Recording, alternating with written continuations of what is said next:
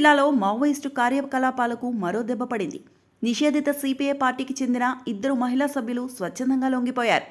జిల్లా పోలీసుల ఆధ్వర్యంలో జరుగుతున్న పోరాటం కన్నా ఊరు మిన్న come back to our village అవగాహన కార్యక్రమం ప్రభావంతో ఈ 2 మహిళలు మావోయిస్టు జీవనాన్ని వీడి బయటకు వచ్చినట్లు అధికారులు తెలిపారు. ములుగు జిల్లా ఎస్పీ సుధీర్ రామ్నాథ్ కేకాన్ ఐపీఎస్ సమక్షంలో ఈ ఆత్మసర్పణ జరిగింది. లొంగిన 2 గతంలో తెలంగాణ రాష్ట్ర కమిటీ పరిధిలో అలాగే ఆకాశ్ దళంలో సభ్యులుగా పనిచేశారు.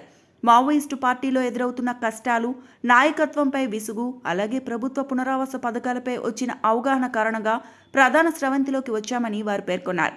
తెలంగాణ ప్రభుత్వం అమలు చేస్తున్న ఉత్తమ పునరావాస విధానంలో భాగంగా లొంగిన వారికి వెంటనే 25,000 రూపాయల ఆర్థిక సహాయాన్ని ఎస్పీ అందజేశారు. పునరావాసం, వైద్య సదుపాయాలు, నైపుణ్య అభివృద్ధి, ఉపాధి అవకాశాలు వంటి అన్ని సౌకర్యాలు ప్రభుత్వం తరపున అందించబడతాయని అధికారులు అన్నారు.